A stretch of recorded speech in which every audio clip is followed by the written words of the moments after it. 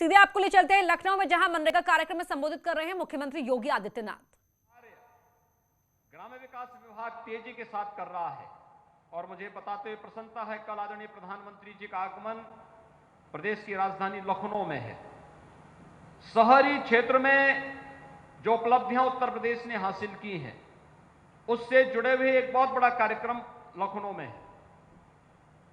लेकिन शहरी क्षेत्र से पहले ग्रामीण आवास के क्षेत्र में, प्रधानमंत्री आवास के क्षेत्र में उत्तर प्रदेश ने देश के अंदर प्रथम स्थान प्राप्त किया था। प्रधानमंत्री आवास योजना ग्रामीण और शहर में मिलाकर के आज के दिन पर हम देखेंगे तो 42 लाख ऐसे लोगों को, जिन्होंने आजादी के बाद सिर ढकने के लिए जिनके पास अपना आवास नहीं था, उन्हें आवास देने का कार्य भारत सरकार के सहयोग से उत्तर प्रदेश सरकार ने किया है।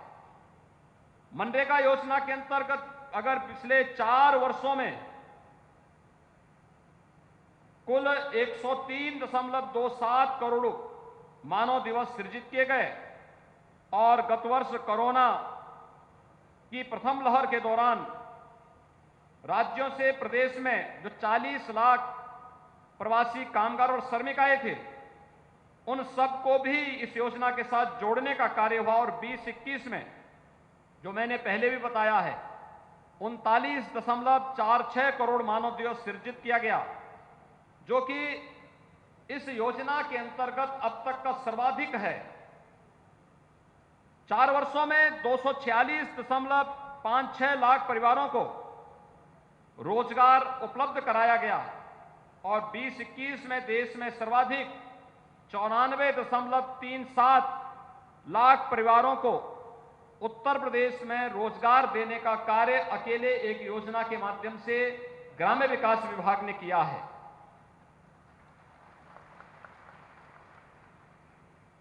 2020-21 में 26 जून 20 को एक दिन में, मुझे याद है जब कोरोना कालखंड था और मैं नियमित समीक्षा करता था, और वह दिन अभूतपूर्व दिन था जिस दिन एक ही दिन में 62,25,000 श्रमिकों ने मनरेगा के अंतर्गत रोजगार प्राप्त किया था। एक ही दिन में, यानी उत्तर प्रदेश के अंदर 62,25,000 लोगों को एक ही दिन में रोजगार देने का कार्य ग्राम्य विकास विभाग ने किया था। और मुझे लगता है कि यह देश के अंदर तो सर्वाधिक था ही, इतिहास में भी एक दिन में कोई राज्य इतने बड़े पैमाने पर रोजगार देगा, वह सर्वाधिक बड़ी संख्या थी। 2020-21 में 7,79,709 परिवारों को, 7,79,709 परिवारों को 100 दिवस का रोजगार उपलब्ध कराया गया, जो कि योजना जब से प्रारंभ हुई है तब से यह सर्वाधिक संख्या है। और 4 वर्ष में अगर हम देखें तो यह संख्या 5,03,619 व्यक्तिगत लाभार्थी परक संपत्तियों के सृजन में और 2021 में 2,62,111 व्यक्तिगत लाभार्थी परक कार्य इस दौरान प्रदेश के अंदर कराए गए।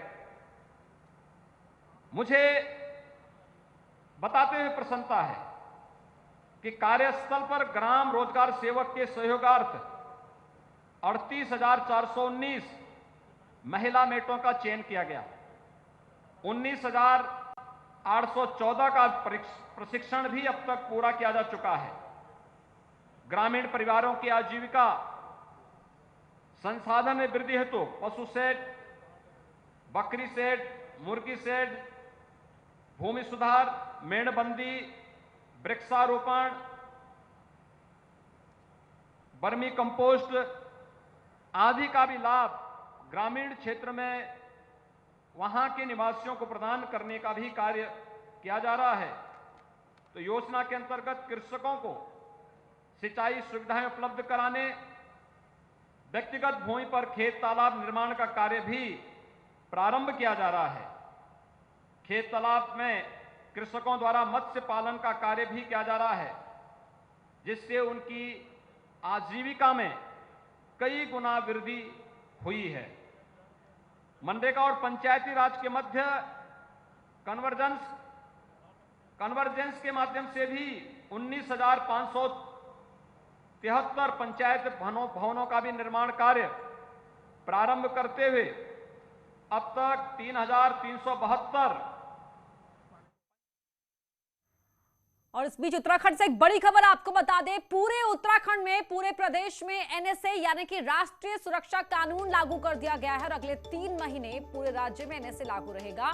अपर मुख्य सचिव आनंद वर्धन ने इसको लेकर आदेश जारी किया है। अब एनएसए के तहत सुरक्षा के लिहाज से किसी को भी हिरासत में लिया जा सकता है, पूछताछ की जा सकती है और हाल ही की घटनाओं को आधार बनाकर पूरे राज्य में एनएसए लागू किया गया है, जो कि आज की उत्तराखंड की सबसे बड़ी खबर है।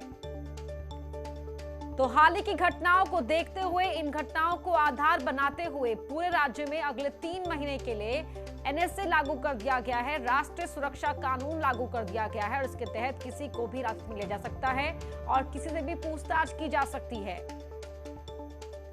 अपर मुख्य सचिव आनंद वर्धन ने इसको लेकर आदेश जारी किया है कि अगले 3 महीने पूरे राज्य में एनएसए लागू रहेगा और एनएसए के चलते किसी को भी हिरासत में लिया जा सकता है, किसी से भी पूछताछ की जा सकती है। सुरक्षा को देखते हुए, सुरक्षा के मद्देनजर, पूरे मामले की संवेदनशीलता को देखते हुए ये एक्ट लागू किया गया है, एनएसए लागू किया गया है। तो बड़ी खबर उत्तराखंड से आपको बता रहे हैं, आज के दिन की ये सबसे बड़ी खबर है और एनएसए को 3 महीने के लिए लागू किया गया है। हमारे साथ हमारे उत्तराखंड के संपादक अनुपम त्रिवेदी जी फोन लाइन पर जुड़ रहे हैं।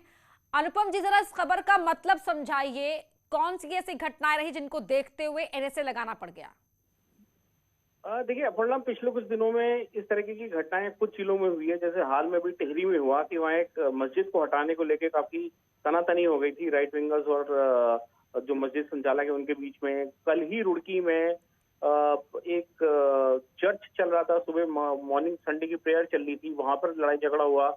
आरोप है कि बजरंग दल के कुछ कार्यकर्ता आए थे और उसके बाद बहुत माहौल गर्म हो गया था, वहां पर बहुत देर के लिए टेंशन सा हो गया था। तो इन सब घटनाओं के मद्देनजर राज्य सरकार ने फैसला लिया है कि अब चुनाव का भी चूंकि समय बहुत पास है, इसलिए अब ये इस तरह की घटनाओं की पुनरावृत्ति ना हो, इसलिए सबको ये अधिकार दिया गया है, सारे जिला मजिस्ट्रेट्स को, कि 31 दिसंबर यानी कि 1 अक्टूबर से फैसला लागू हुआ है, 31 दिसंबर तक लागू रहेगा। पूरे प्रदेश में एनएसए मतलब नेशनल सिक्योरिटी एक्ट लागू रहेगा। कहने का मतलब है कि कोई भी जिलाधिकारी को अगर ऐसा लगता है कोई व्यक्ति सुरक्षा के लिहाज से और राष्ट्र की और प्रदेश की सुरक्षा के लिहाज से खतरा हो सकता है तो उसको डिटेन कर सकते हैं। तो एक अपने आप में बहुत बड़ा फैसला है अपर्णा, राज्य के लिहाज से। जी बहुत शुक्रिया आपका इस पूरी जानकारी के लिए। तो बहुत बड़ा फैसला।